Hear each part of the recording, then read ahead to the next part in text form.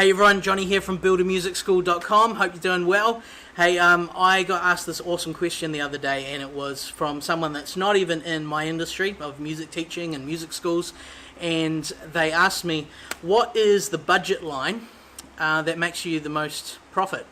And I thought that is a fantastic question. Now, I know what they were looking for as an answer. They were looking for, because we do so many different things, is it all your private lessons that you do? Is it your digital things that you do, courses online? Is it all your schools programs? Is it your concerts and events? Is it your foundation? They wanted to know which big thing earned the most money, which I wouldn't have told them anyway. But the answer that I gave them, stopped for a minute, thought that's a really good question.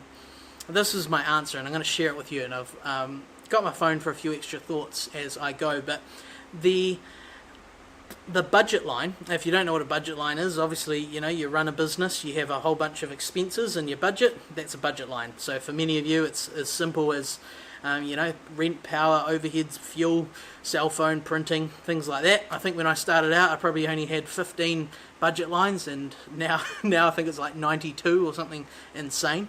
But which one of them makes me the most profit? And so the answer is this budget line that I put in, I would say before I even started my school. As I record this, it's been just over 10 years. And probably before I even started the school, I had this budget line in my own life. And it is this: professional development for Johnny, for me. So I believe that if you invest in yourself, you actually get better. And I think when you get better as the leader, your whole business gets better and everyone else gets better. And so I intentionally choose a percentage and invest that into myself. So it's a percentage of my salary for the year, and I have to spend that on myself in professional development. And so this is something, if you're not already doing this, you need to do it, because it'll radically change your life. And so I just want to give you a couple stories of how I've used this and ways that you can start thinking about it. It's all practical, real good stuff. So if you aren't digging this topic already, well, feel free to move on. But if you do, you will miss out on some gold, because this, seriously, even though it's a big,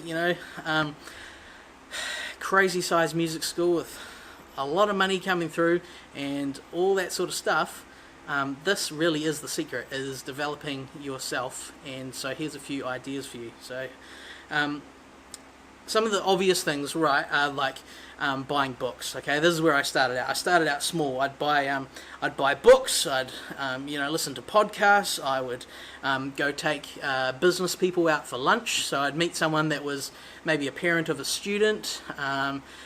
Maybe it was someone that I knew that owned a local business that was successful and I respected, and I would literally call them up or go in and see them and just say, hey, I'm a young guy starting a business, and I really respect what you're doing, and I just wonder if there's any opportunity I could take you out for lunch, buy you lunch, and I'll come really prepared with loads of questions, and just really tap into what you've learned so I can learn from you and avoid some mistakes that I might make. That was my pitch. And when I approached it with that sort of humble attitude, and when I was actually prepared and showed up with pages of questions, people, I'd say 9 times out of 10 said yes. And so I used to try and do that probably every 2 weeks or so, take someone out for lunch, and the stories that you got, the bits of wisdom that you got was amazing. So that's one thing you can do. Obviously, as I also said, books, podcasts, those sorts of things. So that's where you start, simple, right? But I want to tell you about just a couple cool stories. So one was, one day I was in the supermarket and I saw on the magazine rack they had the New Zealand Rich List. So I'm in New Zealand here, and I thought, well, I'm not really into that whole health and wealth stuff and trying to be rich and all that, because that's just not who I am. If I ever film a video of me standing in front of a Ferrari or something being like, be rich like me, I personally give you the invitation to come to New Zealand and kick me in the butt, because I will be a loser. So I'm not into that stuff. But I thought, well, the New Zealand Rich List, that'll be an awesome read, because there'll be so many great business stories in there. So I bought it, started reading it, and I was like laughing, going, man, all these people that are, got the top dollars, they're bankers, they are investment property owners, they are winery owners, they are, massive commercial property renovators. They've got government contracts in labouring stuff. Like, they were all massive things, and I kind of chuckled, like, there's no one in education here. And then a few pages over, I turn the page and it says this lady Wendy, I won't say her last name but for privacy, but Wendy such and such, education publisher. And I thought, wow, she's in education, that's what I'm in.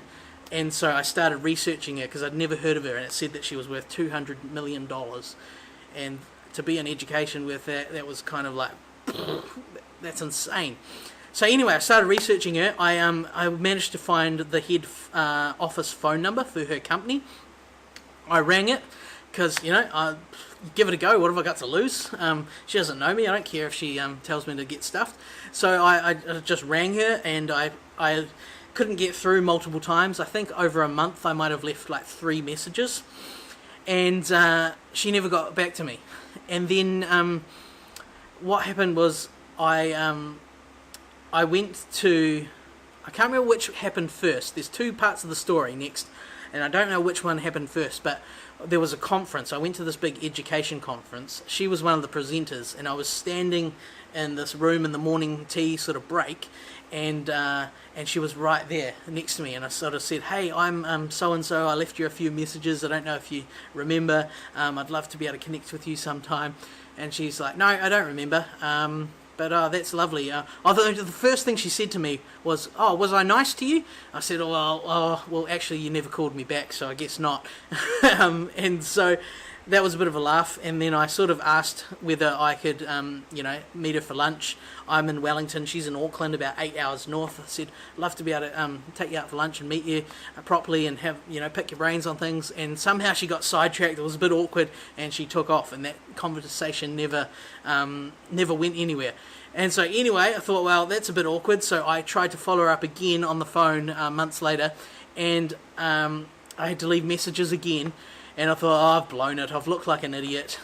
And then, I don't know how many weeks later, I'm sitting working at home, and it's like 11 o'clock at night, and the phone rings. And it's a number from the Auckland area. And I answer it thinking, oh, maybe it's an emergency. I don't know. It's 11 o'clock at night. Usually it's some sort of drama at that time. And I pick up the phone, and it's, hello, it's Wendy here. And and it was this lady Wendy, and we had a chat, and she invited me to Auckland, and of course I had to pay my own way, and I had to pay for I offered to pay for lunch, and she said, no, just come see me for an hour, you can have an hour of my time at my office. And so I prepared like mad for that meeting. And I flew to Auckland, I stayed in a hotel, I had to catch a cab to her office, I met with her for an hour. She actually gave me an hour and a half in the end, which was awesome. I recorded the whole thing on my phone. I learned a crazy amount, which I then applied to one of my digital businesses, which now makes, plus 6 figures profit for that one thing, which is amazing. And so I learned all that stuff, but I had to chase her. I had to dip into my professional development budget. I had to buy the plane tickets, the cab ride, the hotel, and so who knows, it might have cost me $700, $800, $900, but it was worth it because it opened up all this extra income and learning. Another story is pretty similar. A guy who is the CEO of our country's largest youth development centre. It was called ZEAL, ZEAL, and they had centres all over the country, and thousands of kids across the country coming to be part of all their music, art, dance, all this sort of crazy stuff that they do. They don't do lessons, but it's just this awesome youth centre and multi-million-dollar buildings all around the country. And so I again took a trip to spend, I got to spend a whole day with the CEO, because luckily I'd known him years and years earlier. He had risen his way to the top, moved to this other city, and I spent a whole day with him, and we were picking each other's brains on things. Again, I probably spent another $700-800 to do that, but one of the things that I learnt from him was all about the foundation side. We have set up a charitable foundation separate to our business, and that now brings in hundreds and hundreds of thousands of dollars in charitable work and paying for salaries and extra expenses to do this work, and it builds into our overall sort of enterprise what we are running here. And so that one whole day, I ended up learning all this stuff that opened huge amounts of doors to funding I didn't even know existed. I also got a whole bunch of contacts that he was prepared to give me on the phone who I was able to connect with, and that opened other doors. On and on it goes. Now, most people would go, I'm not going to spend, $800 to go to another city to meet with someone to hope that it works out. And I would have had meetings. Well, I know I've had meetings. I had one in this last year where I flew to another city and spent a whole day and nothing came of it yet. And it was like, I thought that was going to go this way and it didn't, and the guy wasn't as great as I thought, and I knew more than him on this area, and you have some duds, but the thing is, like, most of your professional development budget goes towards awesome stuff, learning things, opening doors that you didn't know about. And so that is the budget line that is the most profitable for me. It's when I get better, our whole organization gets better. And so I really encourage you that you want to put in a budget line. I suggest you start with something like between 2% and 5% of your income goes towards professional development. So that is a great goal to start with, and you need to put it in there. It's a business expense, okay? And so it's tax deductible as well, which is great. So that is such a key thing. And I never want all my videos to be sales pitchy, but honestly, if you're not part of this BAM squad, that is the single best investment that you could make as as someone in the music teaching business. If you're teaching at home, if you're running a small school, even if you're running a really big school, heck, even if your school's bigger than mine and you want to learn all our best practices and apply them instantly so you can get crazy returns, no matter what stage you're at, you want to be part of the sort of elite mastermind group, and it's peanuts as well. Like, it costs hardly anything, and you get access to everything that I've created, everything I continue to create. It's just a crazy amount of stuff. So head over to buildamusicschool.com, get all the free stuff first, and then sign up for the BAM squad and get all the other bonuses. It really is incredible, and you get that professional development from that group, not only just from me, and you get to interact with me, talk to me in our closed Facebook group daily, live Q&As, not only all that stuff, but there's people all around the world who are the best at what they're doing, and you get to interact with them 24 hours a day. So anything that you're struggling with in your teaching business, well, there's people all around the world who have passed that challenge, and they're able to jump in and say, I did it this way, try this, here's this resource, here's this PDF, hey, let's talk on the phone, let's chat about this.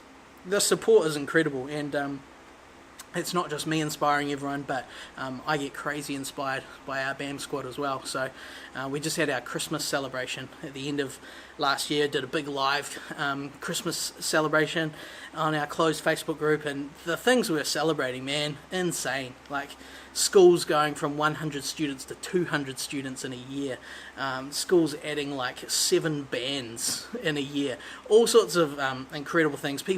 A guy just about to pass $1 million revenue a year. I remember that feeling. It was the coolest ever. So all these crazy goals, but all these incredible resources on.